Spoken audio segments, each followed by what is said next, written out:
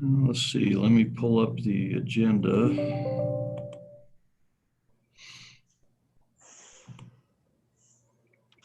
Roger, you guys have a copy of his application and pertinent information.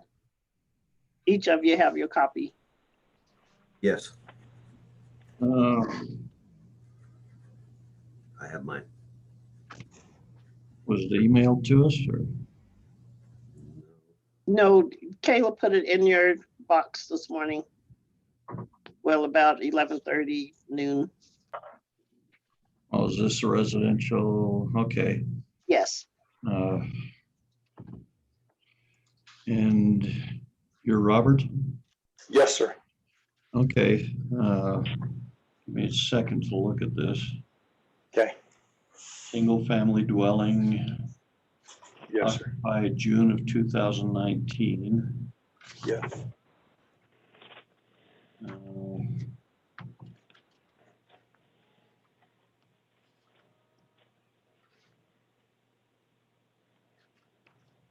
Your application was received April 15th, 2021.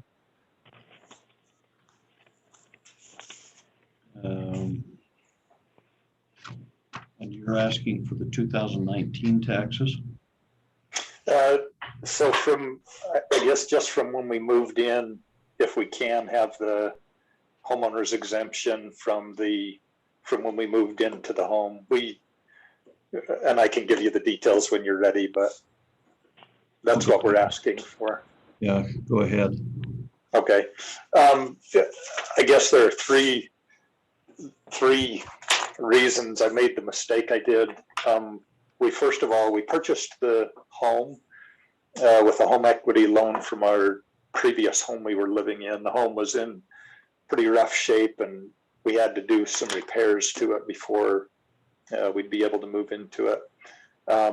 And so we purchased the home. I don't know if any of the documentation would be beneficial for you, but I have any that would be beneficial. We purchased the home in August of 2018. And when we purchased it, the 2018 taxes already were paid through to the end of the year. We didn't move into the home until June of 2019. And without a mortgage on it, because of the way we purchased it, we didn't have a escrow account pulling the taxes, and it was something I just wasn't familiar with enough to realize I needed to get in there. In the fall of 2019, we received the assessment for the property, and when we got that assessment, I called. I've searched to see if I could find the number that I called. I talked with the assessor's office, and they said if I had called there, that they would have been able to direct me and help me to know what I needed to do. So I don't know if I called the treasurer's office or if I called some other number with the county government, but I called to see what I needed to do to get the homeowner's exemption. And at that time, they said, well, we can't help you here with that. And I didn't know what to do exactly for it. And honestly, I probably felt a little bit miffed, got a bird under my saddle for no good reason. And I didn't know what to do at that point. So, and then now at this point, based on the office's opening and again, looking at what we needed to do and by what dates, I got in and got the application in on April 15th. I spoke with, first of all, the treasurer's office. They directed me to the assessor's office, and they said, get in here by the 15th and get that applied for this year. And so we got in and applied for it. At the time, the lady that I spoke with in the assessor's office was helpful and said, I asked her if there was a way to have the exemption, the homeowner's exemption for 2019, the portion we were in the house, and 2020. And she directed me over to speak with the commissioner's office to see if that could happen or not. She said that would be based on your decision, your own decision. So, Marylou, do you have anything to add on that? What he said is correct. He did come over and he talked to me, and we did fill out the application, and he wanted to see if he could get it on for the portion of 19 and 20. And of course, I did say that that would be up to the commissioners. I had no deciding factor on that. But when he says that he called the number on the assessment notice, the number is actually goes back to the appraisal department, and they are aware of all homeowners exemptions to be forwarded to either myself, Carolee, or Lacey. And so I don't know if he called the right number or somewhere else. Even if it was the treasurer's office, they would have transferred him over to us. And then this was back in 19.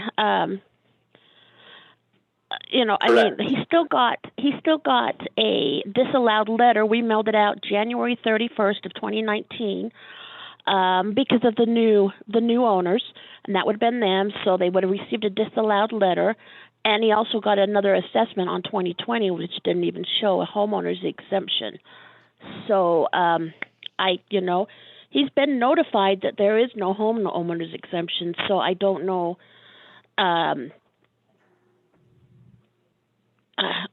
For me personally, I don't think it's to go ahead and give it to him for the year and a half when he has been notified in the past.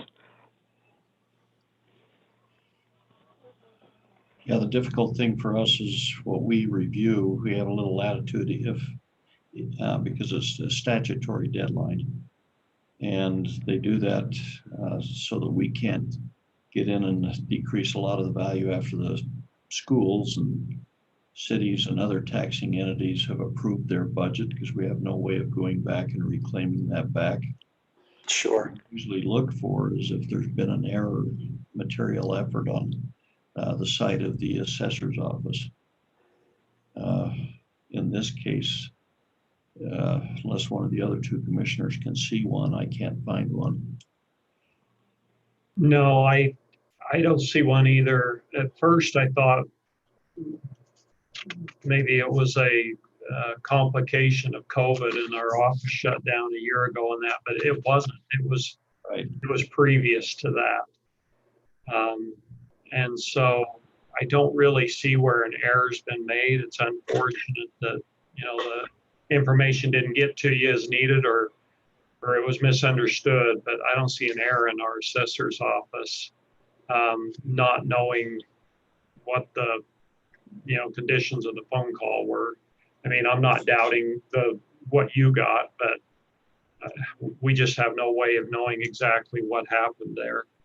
Sure, I'd agree with you. I would say it's more my error than the assessor's office. It was simply that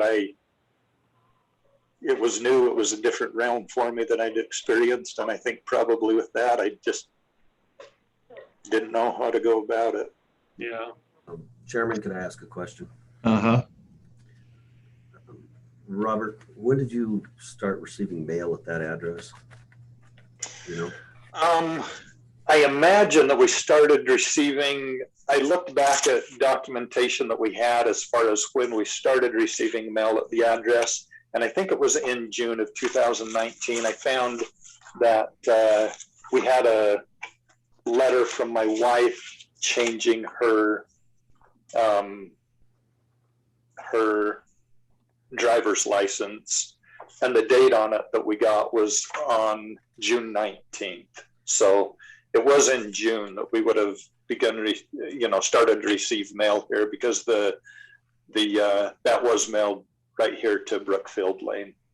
Do you remember the letter from the assessor's office saying that the property was no longer going to receive the homeowner's exemption? That they, I don't remember it, but I'm sorry. I didn't mean to interrupt you. I don't remember it. I don't remember it, but I'm not doubting that they may have sent it, and I either didn't realize what it was, or not to not to make excuses, but it's possible. We have 12 kids, and so it's not impossible that a piece of mail may have been misplaced somewhere, and that would be on our end also, not the assessor's office. What about your first tax notice? The one you've talked about here is the second. I think the second tax notice that the assessor's office, Marylou said that there was an earlier tax notice that was sent out that didn't show that on it. Do you remember getting the first tax notice?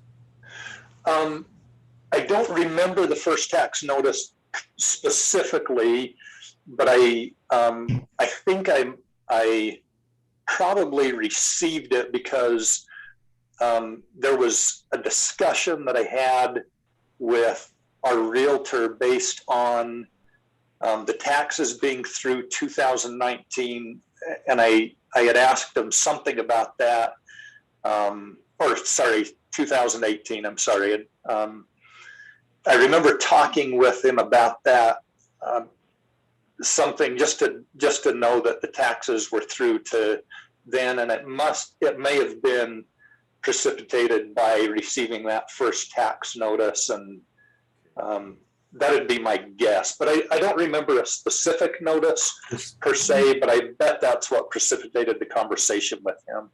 Just one more question for you. You purchased this place in June of 19. Did you own property in Idaho prior to that as a primary residence? Yes, we purchased it in August of 18, and we moved in June of 19. So that's okay. Yeah, we did. We lived down in the Firth area in Goshen, and we moved to this as we sold the house that we owned in Goshen. So those took place both in June of 2019. My question was really more pointed towards the idea that to determine if you knew that Idaho had a homeowner's exemption, if you had yes, property. Okay. Yes, I did know that there was a homeowner's exemption for property in Idaho. So, and I've been putting aside a couple $100 each month for the taxes on it, but I haven't, my mindset being that hopefully I could get the homeowner's exemption thing cleared up and applied and clear off the taxes. And so that's the point I'm at. When you look at your tax notice, you'll see all of those other entities listed as taxing entities. And that's, as the Commissioner Christensen said, the reason there's a deadline is because the school districts all set their budgets and the college sets its budget, and all of their budgets are set based on the tax assessments. And that's why we can't go back and change it unless there's an error on our part that we can speak to, because it would be taking money from their budgets that by law they already have. Does that make sense? I understand. It does make sense. I think, ouch, but it does make sense. Yeah. The good news is that the tax exemption, the homeowner's exemption, looks like it's going to be adjusted in all of our favor this year by the Senate finally. Good. And the other good news is you're lucky you're not trying to buy a house with that house right now. Well, yeah, that's absolutely true. Yeah. Can I make a comment, please? Uh-huh. I just went back through my records, and I showed that we mailed out a sales verification to him, to Robert, and we received it back from him, filled in, the purchase price, the ordinary transaction, all everything to do with the sale of the home. And we received that back from him on September 21st, 2018. And it does say on there that we will be occupying the home once we finish some repairs. And at the bottom of that does have the short version of the homeowner's exemption form, which he did not sign. My understanding when we filled that out was that I wasn't to fill that out until we moved from the other, because if we tried to, because we're not allowed to have a homeowner's exemption of both homes at once. So I didn't want to, try to game the system. Mm-hmm. That is correct, but I'm just showing that our office, the appraisal department, did send that out, and we received it back with your information on Okay. September 21st of 2018. Okay. Well, by the way, congratulations on 12 kids. Or condolences or whatever. We love them. It's awesome. We like it. Thank you. For the other two commissioners, I don't really see there's much latitude we have on this one. No, I don't either, I'm afraid. Do you need a motion, or? Yeah, I would move that we deny the request to go back to the 2019 due to the fact that the taxes had been collected and we see no error in the assessor's office. Second that motion. okay. And I'll agree. So we'll get you a letter out relating to that. And like Commissioner Walker said, you know, it sounds like the legislature is going to up the homeowners exemption this year, which will give a little bit more relief. But boy, the way values are going, yeah, it's tough. Yeah. Tough time. Yeah, we'll see if it's a relief when those values hit, won't we? Yeah. Okay. Thanks, Robert. Thanks, Rob. Okay. Thank you, each of you.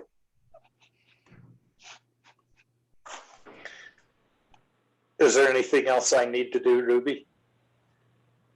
Robert, I don't know if you recognize me. I absolutely recognize you. Yeah.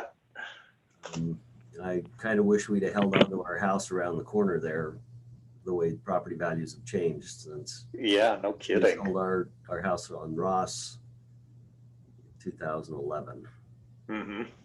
And I think the price has gone up $100,000 every time it's been turned over since we sold it. It seems like it, doesn't it? It's just been incredible, and you think, yay, if you could recognize that, but I think it just comes through and affects the tax values and all of that, doesn't it? Well, the upside is just because the values go up, the budget's still based on our budget to operate.